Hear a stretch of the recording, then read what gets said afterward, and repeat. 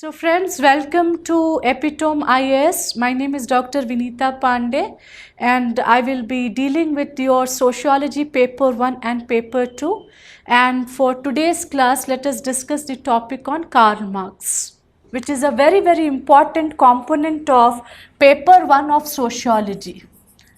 So when we talk about Karl Marx, he is one of those prominent thinkers who is being read almost all after 100 and 150 years of his writings also. He has been projected as father of communism as well.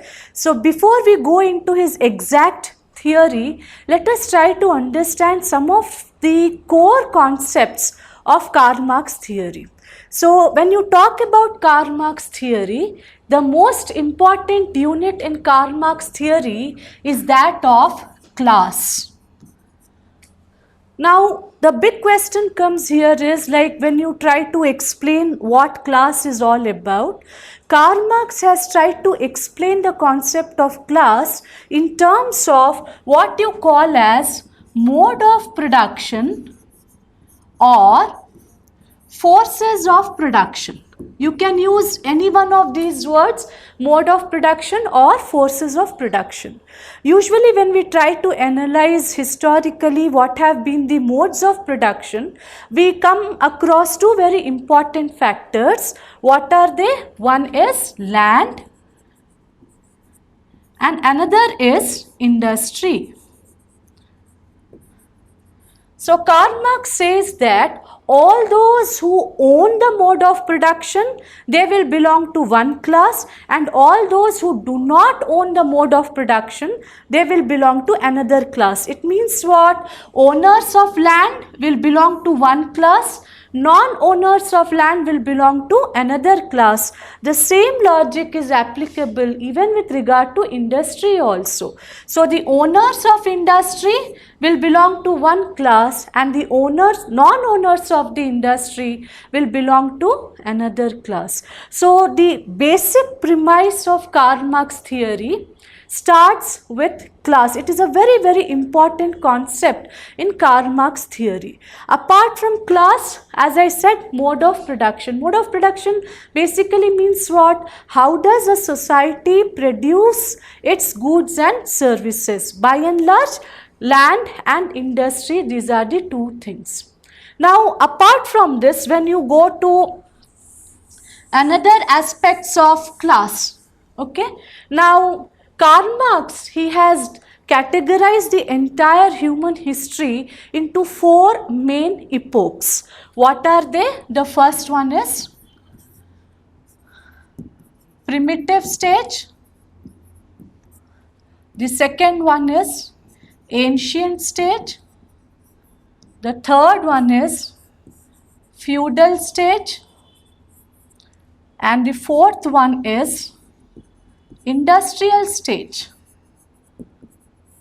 So these are the four main epochs. Epochs means what? The time period. So when you talk about primitive stage, there are no classes. Why there are no classes? Because this was the stage of community ownership, which we will discuss in coming few minutes. But when you talk about ancient stage, there were again two classes. One class was that of masters. The another class was that of slaves. Now when you talk about the next stage, which is the feudal stage, again there were two classes, nobles and serfs. Okay, nobles were equivalent to your landlords, serfs were equivalent to your agricultural laborers. Now when you talk about industrial stage, in this stage also there were two main classes. One what you call as bourgeoisie, which is the owners class. Owners of the industries or capitalists, they are called as bourgeoisie because Karl Marx was a German philosopher. These words are also German. The another class is proletariat class. Okay. So as you can see, in the first stage, primitive stage, there are no classes, but in ancient stage, feudal stage and industrial stage, we are seeing that the society is having two classes. One class is that of the owner, like for example, masters, they were owning the slaves. Nobles were the landlords, so they were more powerful class. Serfs were equivalent to your agrarian laborers. Bourgeoisie were the owners of the industries, or they were capitalists, and the proletariat class who were our working class. So from this analogy, what do we conclude? Now if you see, actually speaking, masters are dependent on slaves for their work, and slaves are dependent on masters for their whatever survival or wages, whatever you would like to call. Similarly, nobles are dependent on serfs for getting the agrarian work done. Serfs are dependent on the nobles for some of their survival needs, and similarly bourgeoisie are dependent on proletariat for getting the labor work done, and proletariats are dependent on bourgeoisie for their wages. So actually speaking, the relationship between both these classes, okay, both these classes in every epoch, it is actually the relationship of interdependence.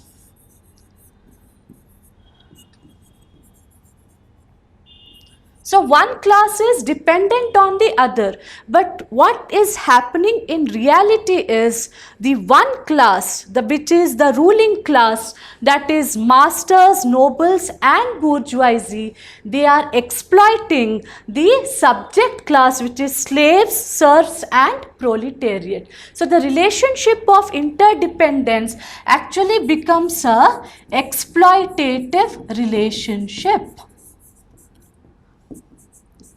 So Marx, in his entire theory, which is called by different names, theory of class change, theory of social change, theory of social stratification, is basically trying to tell us that even if the classes are dependent on each other, they exploit each other.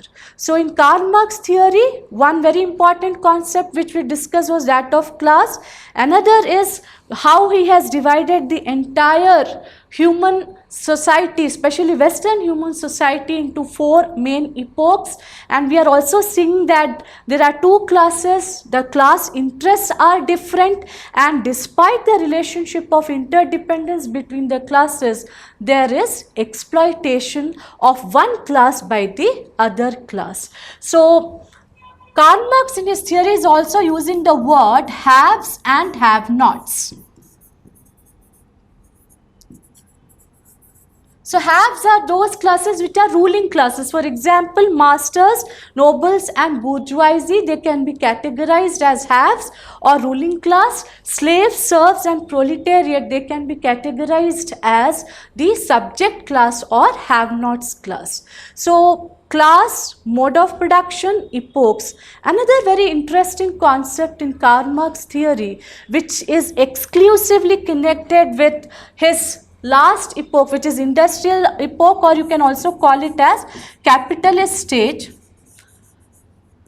which usually is belongs to post-industrial revolution phase. So during this stage, he is also introducing us to the concept of what you call as alienation.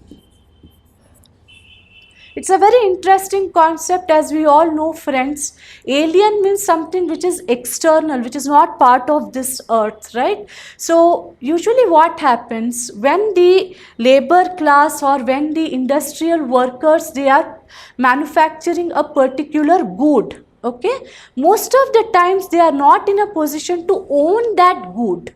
They are not in a position to own that particular product. So the product in which they have used all their effort, their time, they are not in a position to have ownership over that particular product, and that leads to sense of alienation. So this is a very interesting concept which is presented by Karl Marx, and apart from this alienation concept, there are also many concepts which let us now try to see through some of the points in our PPT and take our discussion forward. Now, these are the core concepts.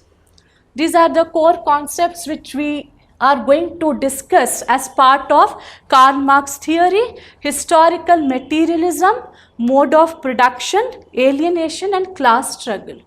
Now, Karl Marx in his entire theory, and he was, as we all know, that is also inspired by Friedrich Engels. He's using two very unique concepts called as historical materialism and dialectical materialism.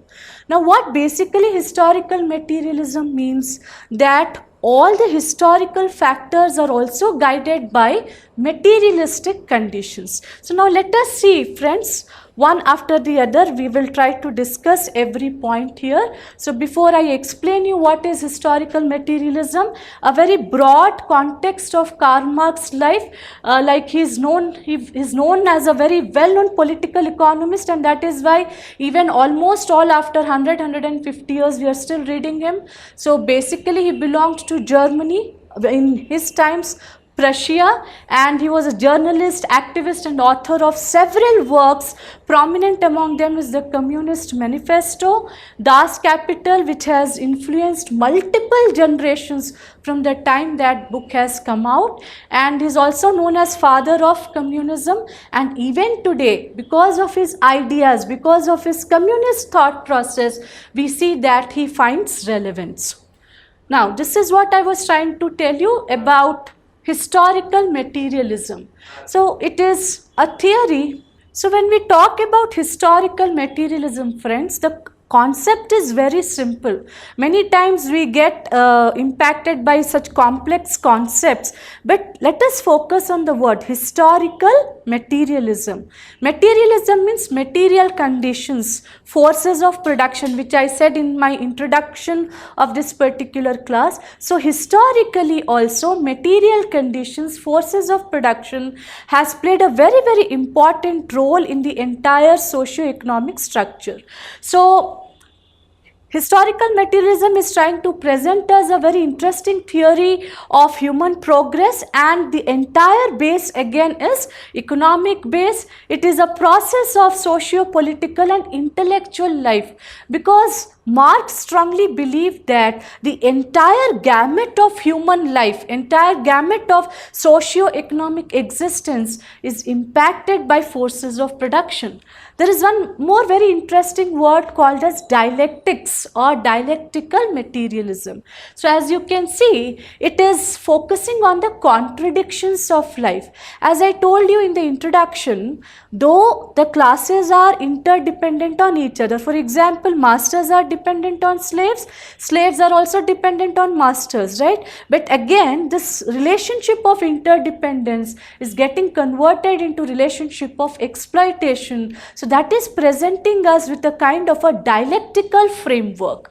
So it talks about existence and polarization of opposites. So on one hand you have masters and slaves, you have nobles and serfs, you have bourgeoisie and proletariat. So basically there are presence of polar sides, presence of polar classes, their class interests are different. That is why there is class struggle, which we will be further exploring. And he is also trying to explain the entire theory in terms of conflict. So Karl Marx is also known as for his theory of social change, theory of social conflict, theory of social stratification, as well as theory of class. So materialism has become the basis of his sociological thought. Now let us try to understand what is this concept of superstructure and infrastructure. Now Karl Marx, as we have by now, we are clear that Karl Marx has tried to explain everything in terms of economy. So in that context, when you talk about economy, forces of production come into picture, because through forces of production only our economic process is moving ahead. So if you see, every society has two aspects: infrastructure and superstructure.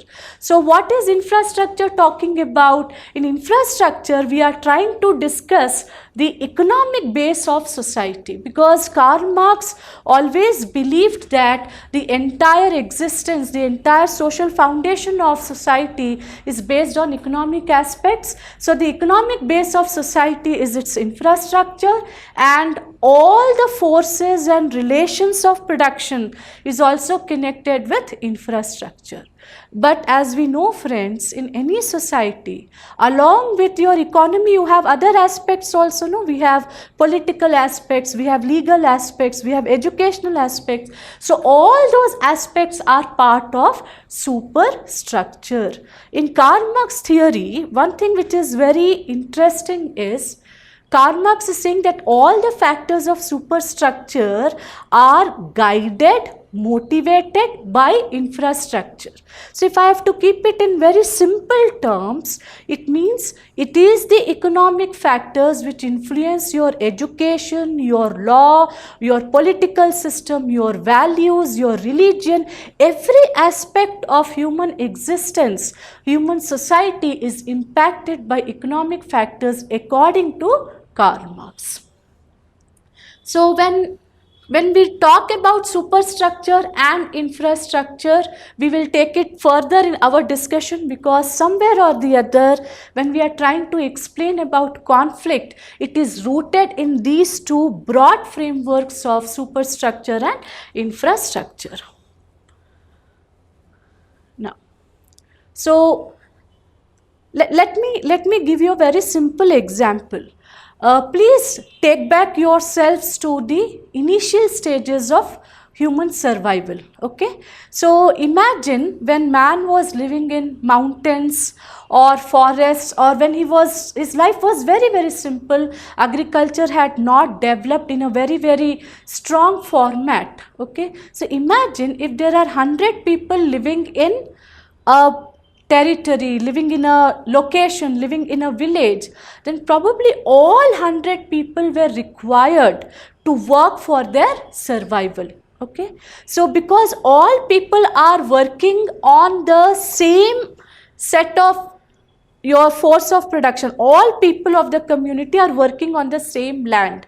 So land was owned by everybody. This point we have to remember very clearly, because when you talk about means of subsistence, initially, because there was no technological development at all, technology was in its most simplest format. So at that point of time, all people were involved in the forces of production, and that is why there was collective force of production. Everyone was owning that force of production, everyone was owning that mode of production, which was land. And that is why during this stage we will see that when it was a stage of subsistence. Subsistence means what? We are producing only for our own survival. So during subsistence stage, we will see that the entire community was owning the means of production. So in the introductory remarks, when I spoke about primitive stage, where there were no classes,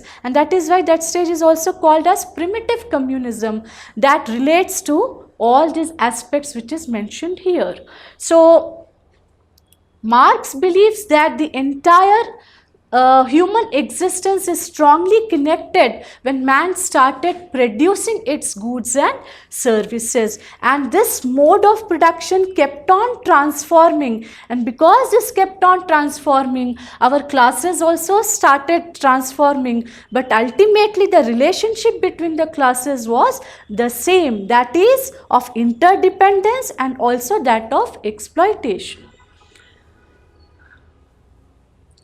Now, we have to understand another very interesting concept of division of labor.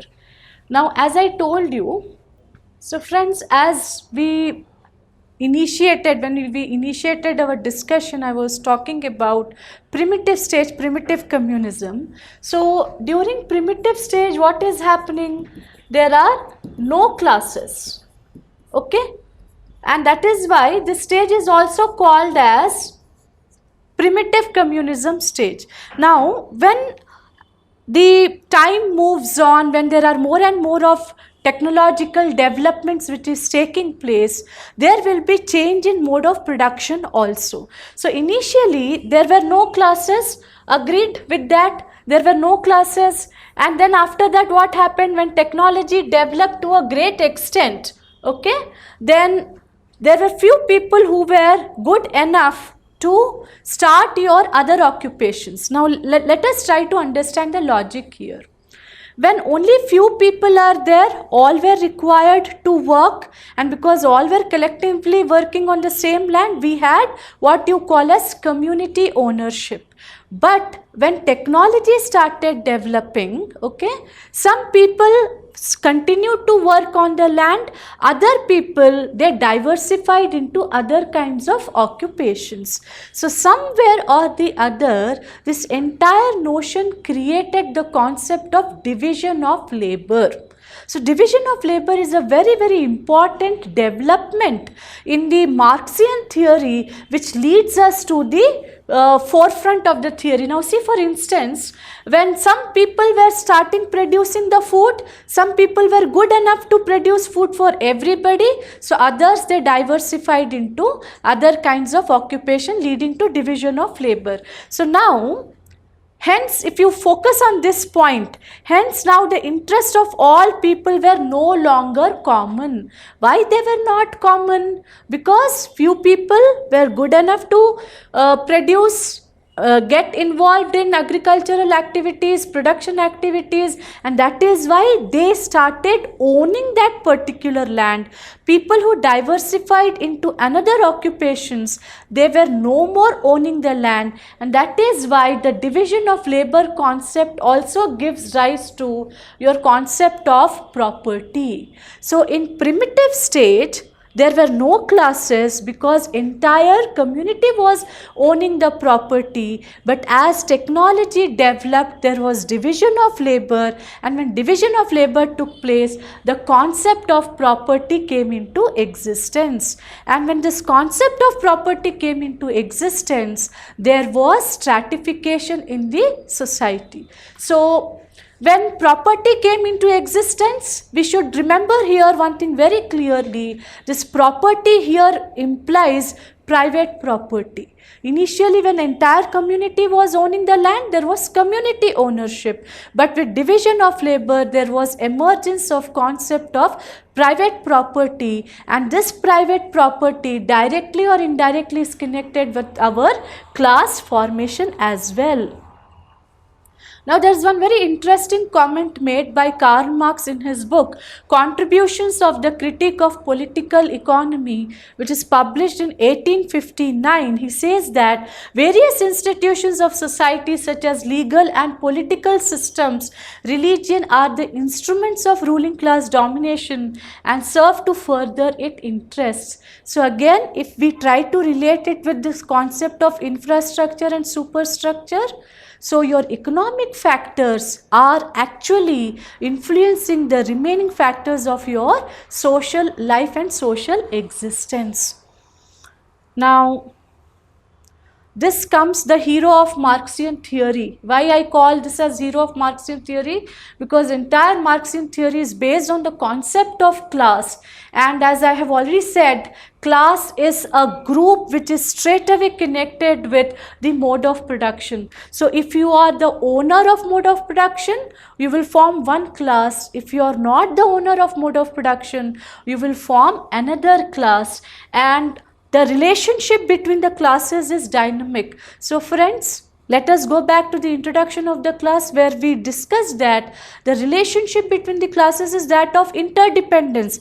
Masters dependent on slaves, slaves dependent on masters, nobles dependent on serfs, serfs dependent on nobles, proletariat dependent on bourgeoisie, bourgeoisie dependent on proletariat. But what is happening? This interdependence actually gets converted into relationship of exploitation, and that is where this is a beautiful statement written by Marx in his Communist Manifesto, that what is mentioned here, the history of all societies is history of class struggle.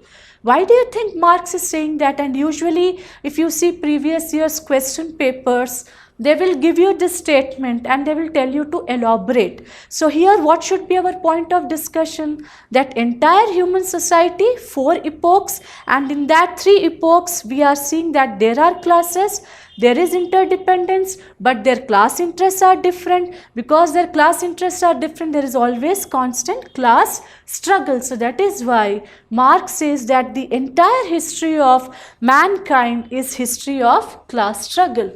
And though for most of us we think that class struggle, class conflict is negative, but in Marxian framework it is the conflict which becomes the source of social change. And that is where Marxian theory is different from our structural functional theory and symbolic interaction theory, because in Marx theory it is the conflict which is the engine of social change, and social change any day, any time is highly desirable. Now this is where the factors where we are trying to discuss about growth of class. So as I told you friends, primitive stage, it is a classless stage. There are no classes, entire communities owning the mode of production or means of production. Ancient stage, master slaves, feudal stage, landlord serfs, capitalist stage, you have bourgeoisie and proletariat. So as we can clearly see, the relationship is of interdependence, but one class, that is the ruling class or the half class, is exploiting the other class, the subject class. Now, in Karl Marx theory, where the entire explanation of class struggle, class conflict, it basically begins with the relationship of how the two classes are operating with each other. So in this context, it is very important for us to understand that the ruling class or the have class becomes the exploiter and the have not class becomes the exploited class. So because the ruling class is economically powerful, they also become socially, politically, legally, culturally also powerful according to Karl Marx. And if you see what Karl Marx said almost 150 years back, to a great extent its reflection we see even in today's time. In today's contemporary society also, people who are economically powerful, we see that their power is also elaborated and expanding into political arena, legal arena as well. Karl Marx has written extensively about capitalism. He was, I would say that he was so much obsessed with capitalism because he felt that during capitalist stage, after industrial revolution, the exploitation increased to the maximum. So when we try to understand Marxian thoughts about capitalism, which is presented beautifully in Das Kapital, we come across some of the very important characteristics also of capitalist society. So what are they? So as we all know friends, capital is nothing but the money. It is the finance, and to start any industry, to run any industry, we require capital, we require finance also. So capitalism involves investment of capital in the production of commodities with the aim of maximizing profit. I would request you to focus on this analogy because the entire idea of capitalism basically is to not only to generate capital but also maximize capital and focus on profits. So Marx, what is he arguing? That capital actually produces nothing. Now let us say I give you 1 lakh rupees, okay, and I tell you please do something with this 1 lakh rupee. So until and unless you don't do something with that 1 lakh rupee, that 1 lakh rupee actually has no essence, right? So what Marx is trying to tell you, that even if the capitalist has the capital, but if there is no labor class to work on the production of the good, that capital is irrelevant. And that is what is the essence of capitalism of Karl Marx theory. So he is arguing that capital will produce nothing, money as such will produce nothing, but it is the labor efforts which is producing a product, which is producing a good, and that is helping the capitalist to generate further capital or profits for that matter. So the difference between value of wages and commodities is surplus value. Let me give you one small example. Let us say you are owner of an industry, okay, and you have invested 1,000 rupees to manufacture a particular good. So when you have your entire investment, including your infrastructure, labor charges, 1,000 rupees, and then you are selling that product in, let us say, 1,800 rupees, okay. So what is the gap what we are getting? 800 rupees, right? So your investment is 1,000 rupees, but you are selling it in 1,800 rupees. So 800 is the actual profit what you have got. Now here let us try to understand how this concept profit and surplus value is associated. So that 800 is the additional value what you got as a capitalist or as a owner of the industry, but that 800 rupees, actually speaking, you are supposed to share with your labor class also, because it is the labor which has produced the good. But what you are doing as an industrialist, you are taking all that 800 as your profit and you are reinvesting it. So when we are trying to understand what is surplus value, it is strongly connected with the idea of profit. So that additional value of 800 rupees, it is because of the effort of the labor class, because of the effort of the worker, but you are not sharing that surplus value with your labor class.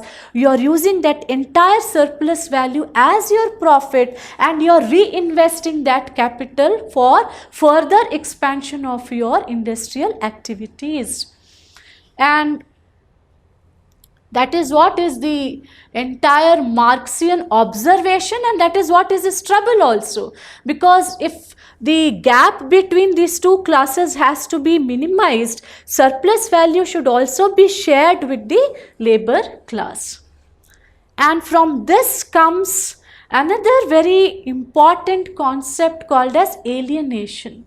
In the introduction, as I told you friends, alien means outside, external. Now let us say if I talk about a worker who is working in a Mercedes-Benz car company, okay, he is putting all his effort, all his time to produce that particular car. But do you think, is he in a position to buy that car and become the owner of the car? May not be. The answer is a clear no. So even if he is putting all his effort and time to manufacture that good, manufacture that product, manufacture that car, he is not in a position to own that particular car. So what is happening? This product is becoming alien to him. So even as a worker, if I have put all my effort to make this product, I am not in a position to own this product. And this is what is the basic idea of alienation. So let us try to understand what further Marx tells about that. So working class is experiencing the alienation. Why they are experiencing? Because they have put in all their effort, but they are not in a position to own that particular product. So someone else owns mode of production which are treated like private property. And in Marxian explanation of alienation, there are four important components. What are they? Man is alienated from the product he produces. Naturally, I have put all effort to make that car, but I am not in a position to own that car. So I am feeling alienated from the process of production. As a worker, do I have any control over process of production? I will not have. It is the industry owner who will have. He feels alienated from himself because while working, putting all my effort in the manufacture of that particular product, I'm also not looking after myself. So a worker feels alienated from himself also and from the community of his fellows. Of course, you might argue and you might say that, right, why he has to feel alienated? He's anyways getting his wages, he's anyways getting his salary, so what is the reason for him to feel alienated? But what Marxian perspective says it, what Marx believes is, the wages or the salary what the worker is getting is by no way compared to the kind of effort he is putting in the production of that good, and that is why there is sense of alienation. So the object produced by the labor, its product now stands opposed. So I am the one who produced the Mercedes-Benz car as a worker, but now that product is external, it is standing opposite to me. So now go back to the first slide when I was talking about dialectic. So opposition, there is a contradiction. I made it, but I cannot own it. So this dialectics is also the soul of Karl Marx theory of stratification and conflict. So Marx is saying that worker is not able to satisfy himself, the worker is not able to fulfill himself because that product is acting as an alien to him. Now comes a very driving force of Marxian theory, that how class is leading to social change. Before we go through the points, let us understand one thing. I will try to put it in very simple language. Let us say, like as worker class, as industrial working class, we are constantly being exploited. Okay, constantly being exploited. We are not getting any share in the surplus value, we are not getting any facilities. So finally that exploitation is going on. There will definitely come a point where we become aware that, see, we are being exploited. I am putting so much of effort in the production of that good and service, but I am not getting the share from that particular profit. So once that awareness comes, that is called as class consciousness. You become conscious, you become aware that you are being exploited, and this class consciousness, development of this class consciousness is the starting point of social change according to Karl Marx. So when you become aware, okay, now let us say we are 30 of us, we are feeling that we are being exploited, all 30 of us become aware that this exploitation has to stop. But will this exploitation stop with one person? No, it will not stop with one person. Then what happens? We all unite and we say that, see, we are being exploited, let us unite and fight this back. And whenever there is class consciousness, you will definitely unite, and that is what is called as class solidarity. So proletariat's developing into class for itself. Now see friends, if you talk to a layman, for him class in itself and class for itself can be the same terminologies, it can be the same concepts. See, Karl Marx becomes Karl Marx because he is able to differentiate what is class in itself and class for itself. So only when a class has a class consciousness and solidarity, a normal class becomes class for itself. Class in itself is any economic class, any particular class which is tracing its relationship with mode of production. But a normal class becomes class for itself when they have this consciousness and solidarity. So what basically happens here is, to put it in very simple language, as I told you, now let us try to see this in terms of a visual imagination. Let us say this is the socio-economic distance between the bourgeoisie and proletariat, okay, the capitalist class and the labor class. So the surplus value what the bourgeoisie is taking as profits, so they are using more and more profits, so they are becoming more and more richer, because these people, the working class is not getting its due share, they are becoming poorer and poorer. So from this entire phenomena, two concepts come into picture. What are they? Class pauperization and polarization. Pauperization is what? When the rich is becoming richer, the poor is becoming poorer. So initially the socio-economic distance is this much, so rich is becoming richer, poor is becoming poorer. So rich becoming richer, poor become poorer is pauperization, and this increase in socio-economic distance is class polarization. This is what we have tried to put on the slide also. So pauperization is what? The differences in wealth between bourgeoisie and proletariat will increase. Why it will increase? Because the capitalist class is using surplus value as its profit, and they are reinvesting the profit, further becoming more richer, further inviting more profits also. And when the socio-economic distance is increasing, the class polarization will also increase to a great extent. Now, so this, when polarization is taking place, that also contributes to a great extent in the development of your class consciousness. Now comes the last phase of Karl Marx theory. Now what happens? Class consciousness has taken place, class has solidified, it has united. Now polarization is adding to the frustration, pauperization is adding to the frustration. So finally a time comes when the proletariat class thinks that yes, we have to revolt. And this is the phase of your proletariat revolution, or this is also called as class revolution. So if I have to put it in a diagrammatic form, now let us say earlier we are writing like this, no, bourgeoisie and proletariat. Okay, so this is before your proletariat revolution. So when proletariat revolution take place, when the proletariat class or the labor class is revolting, the situation reverses and it becomes like this. Please do not think it is only exchange of P and B, it is the exchange of entire social structure.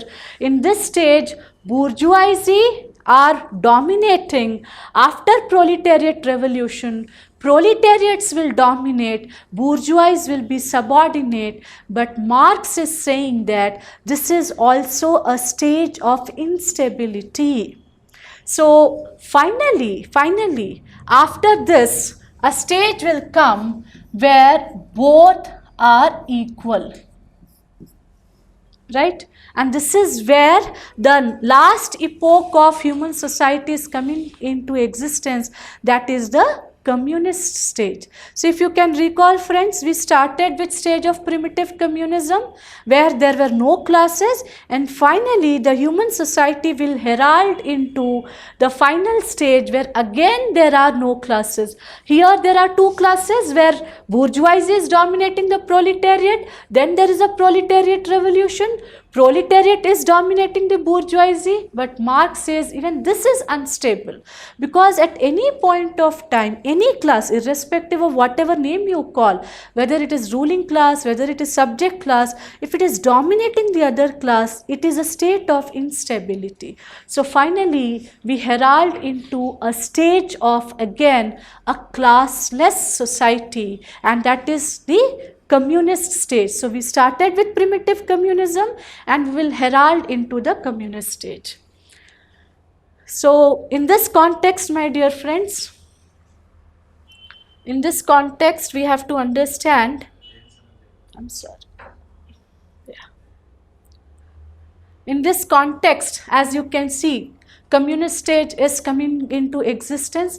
Now with regard to this particular explanation of Karl Marx, many people have presented their respective critiques, because what Karl Marx is explaining is in terms of equation.